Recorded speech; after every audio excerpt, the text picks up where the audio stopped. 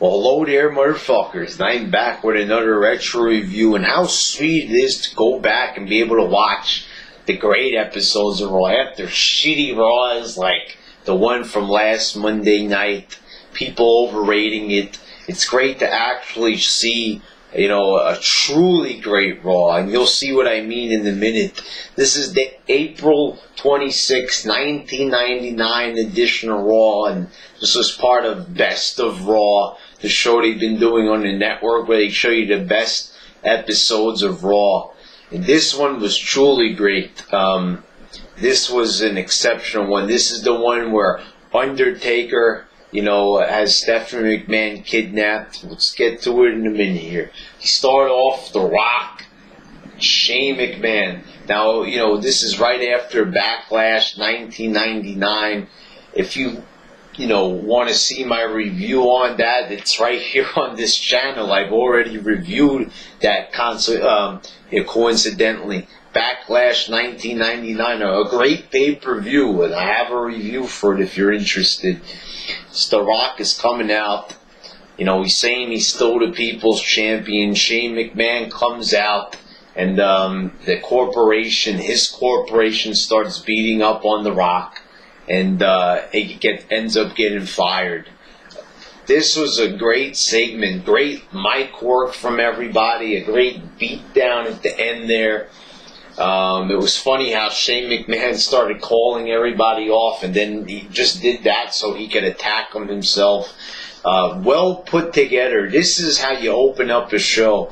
Great promo. Something happens, eventful. The Rock gets fired from the corporation after like 6 months into being a part of it.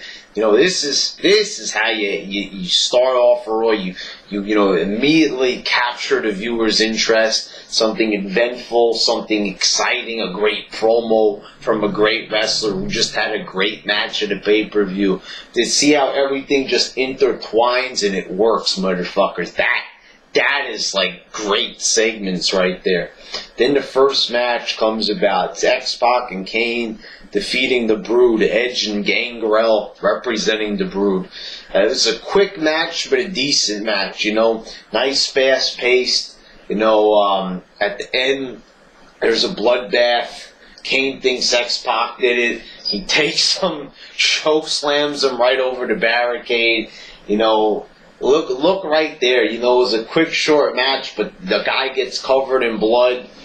Big choke slam over a barricade. Look at this. In the matter of minutes, look how much excitement happened. Look how much stuff transpired in the span of like 5 minutes. You won't get that shit nowadays, and we probably won't get that type of shit again ever. Look, it's not even that hard to do. Dumping some fake blood on a guy, choke slam, a move that Kane always does, instead over the barricade, making it look even, more vicious, and then you're like, oh man, they're the tag champs, or are they going to break up? Excitement, eventfulness. This is what Raw was supposed to be about. Anything could happen in the WWF. What happened to that tagline? Then you got Vince McMahon. They were showing backstage. He's talking to The Undertaker. He's nervous. He has to deliver documents. But Taker changes it. He wants Austin. Making it impossible for McMahon because Vince and Austin have a heated rivalry. He has to go out there. Austin is cutting a great promo, and Vince McMahon telling him that there's no chance that he's going to deliver the documents for Vince McMahon. Really enjoyable segment, and you can, what great acting by both these guys. Two of the greatest actors in professional wrestling history. Look at this promo here. Austin, telling Vince McMahon, you see the disappointment in his face. He's desperate. He has to go to his rival, and the guy he hates the most, and ask him to help him save his daughter. This is like great writing, like right out of a fucking movie or great TV series. Look at the story here. And you can see how it's a consistent story. It started at the pay-per-view. Taker kidnaps Stephanie. She gets into the limousine. Taker drives away with her. And now, we go to the show, and now it's You know, it's continuity. It's exciting. You know, Austin's there, such a great personality, and Vince McMahon has to beg his rival. This is great. This is how you do a fucking show. These are storylines. This, you know, not the storylines today. Oh, I don't like you, you know, or I wanna bury the best wrestler in the company, and the bunch of guys wearing the same T-shirt. No, motherfuckers, this is wrestling. This is excitement. This was attitude. Then it was D'Lo Brown defeating Val Venus. It was funny. Not a great match, but it was funny because Nicole Bass was going after Val Venus. And, you know, this was just tremendously funny, this whole little angle. Like, you know, Val Venus is this big sex symbol, but, you know, the ugly girl wants him now, and she's, you know, big and tough and muscular, and she's, you know, not gonna, you know, allow Val Venus to say no to her. This was pretty hysterical at the time. And then you had Triple H defeating Billy Gunn. They just had Triple H versus X-Pac at the pay-per-view, which was a great match. You come back and you had this. This was just Triple H kicking Billy Gunn's ass. Not a bad match, but it was alright, I suppose. You know, Triple H was there making him more dominant here. We didn't know that in the future he'd end up being that fucking powerful, but you know, hey, you know, this is how you push somebody, I suppose. Then you got Mankind and the Big Show defeating Test and the Big Boss Man. Big Show, like, was bloodying and destroying Mankind at the pay-per-view, but now they have respect for each other, I guess, because of a great match. You know, this was alright. Mankind gets Sacco on Test. Kind of fast, not really that great of a match. It was alright, you know, but not really boring or anything, just fast. It was done quickly, but they had a lot of stuff to get to on this show. Then you had the Godfather defeating Jeff Jarrett. It was really fast. It was quick. Jeff Jarrett was, you know, said that if Deborah loses, he will allow Deborah to become one of the Godfather's hoes.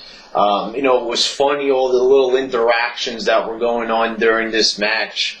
And the Godfather ends up getting the win, but then Owen Hart pulls Deborah away. You know, it was funny stuff, not a great match, but this was the thing. Even if there wasn't a great match going on, there was some storyline or stipulation that at least helped it make it. At least it was entertaining.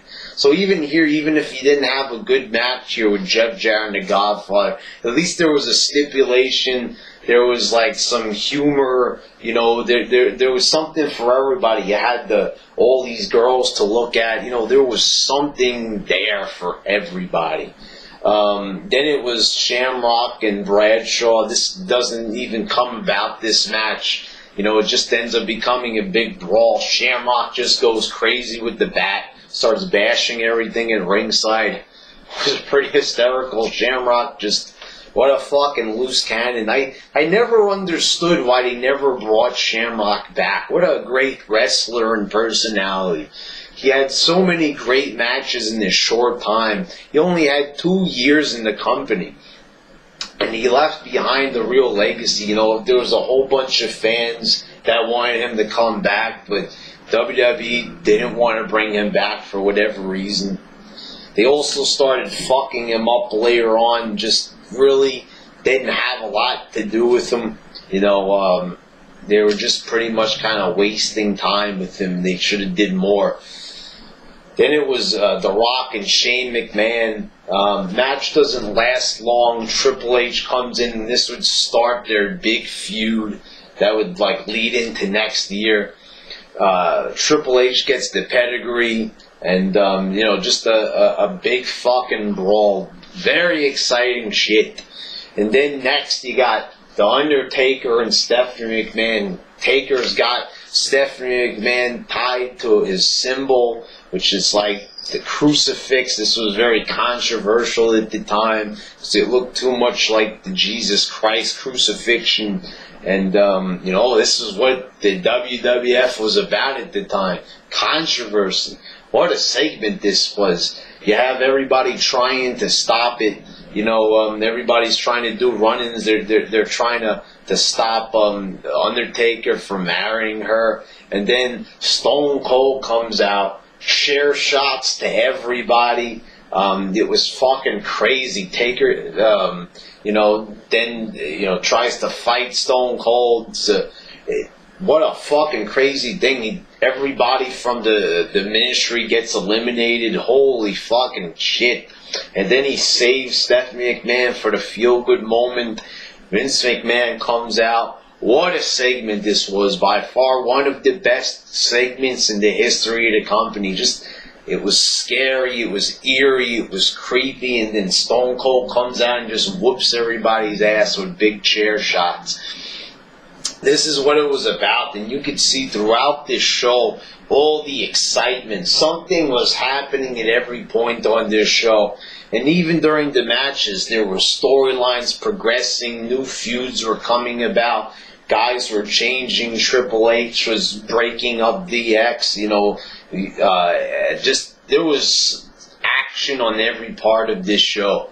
There was something happening verbally or physically on some part of this show. And that is what wrestling is missing nowadays.